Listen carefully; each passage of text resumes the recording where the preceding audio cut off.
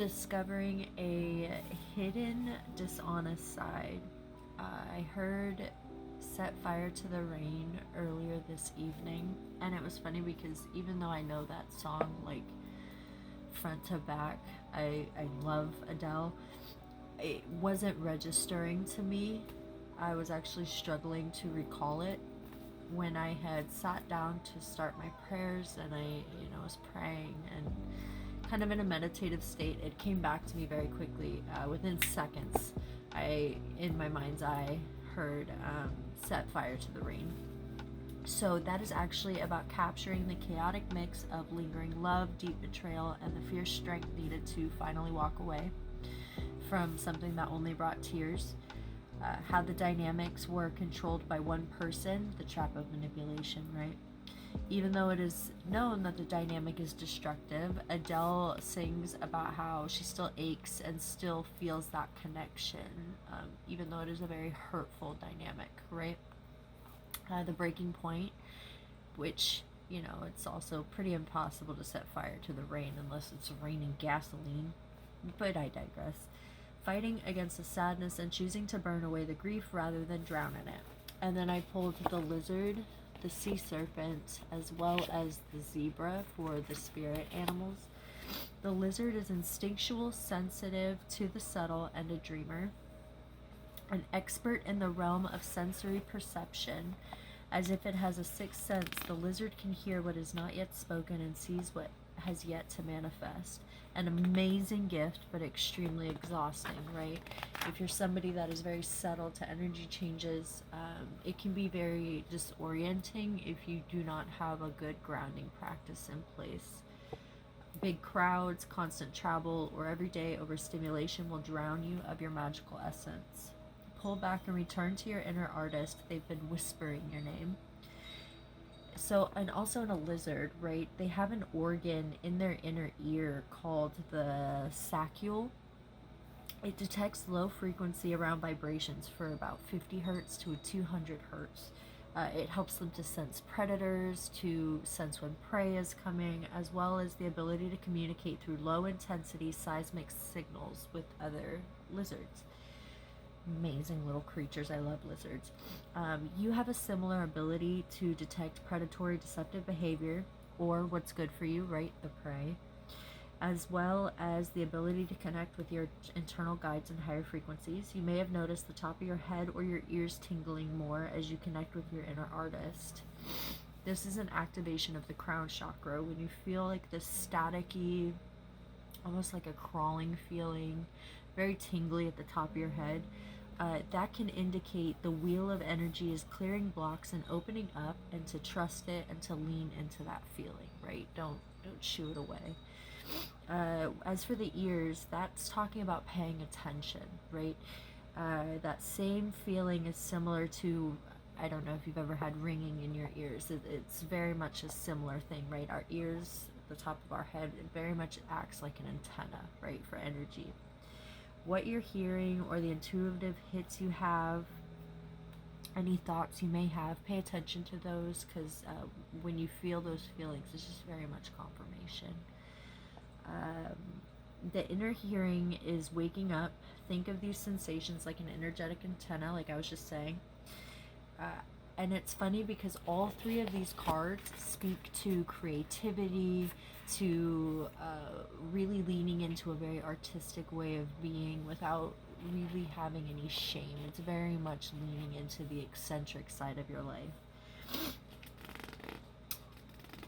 So with the sea serpent, that's talking about freely expressing yourself and letting go of shame within.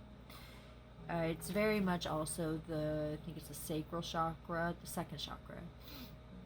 As for the zebra, that is eccentric, creativity, a visionary, an epic adventure in art. They are potently contagious with their magic and big on contributing to the global health.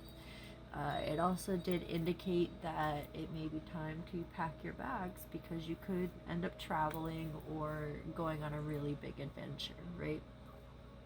I also was seeing 1123, which is alignment, rapid manifestation, and stepped progression towards your soul mission. With the oyster at the bottom of the deck that did pop out, the oyster talks about not taking your inner gifts for granted, right? In its negative connotation, it can talk about clamming up, shutting down, hiding your gift from the world, right? And now's not the time to be doing that. The world is waiting to see your gift. Reveal that inner treasure.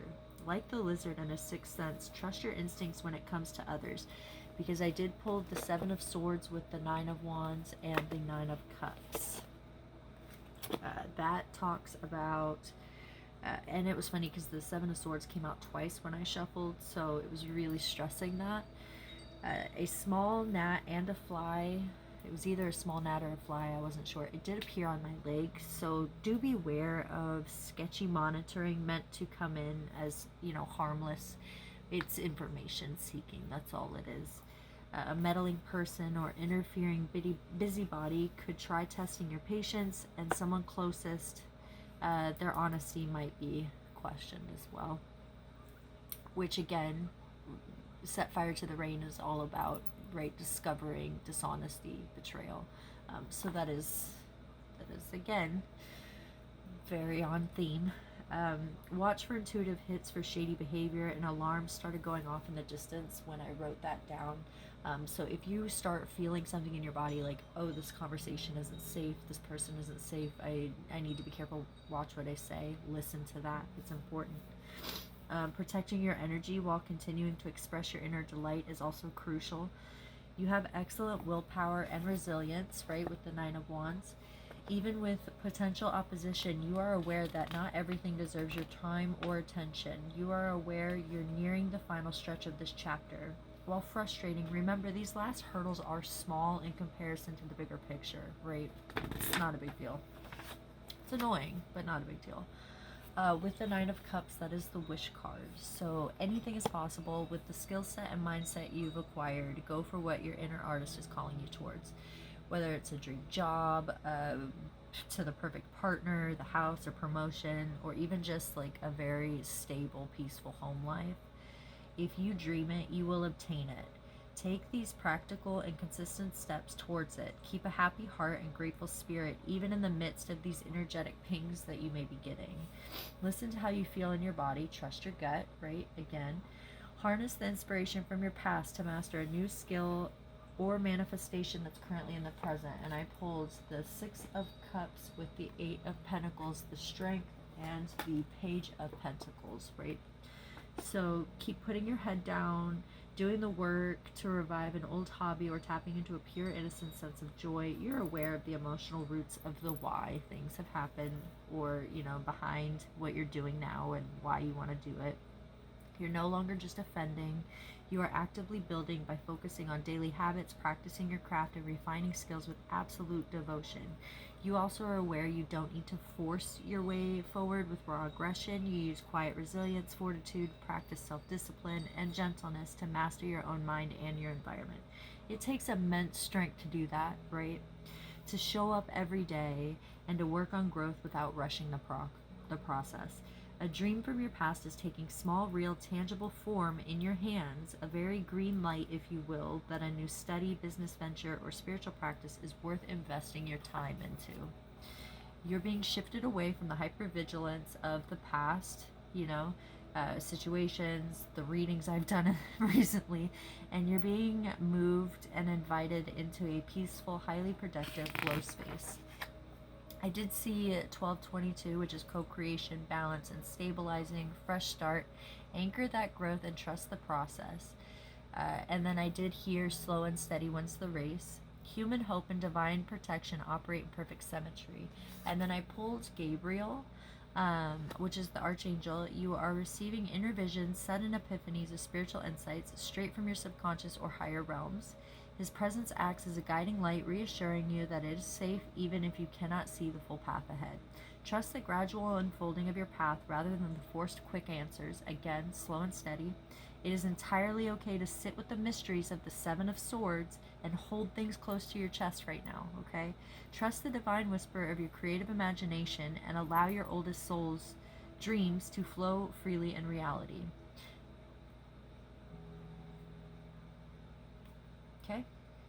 Stay cool, collected, and in highly protected observer mode. Keep watching, learning, and building.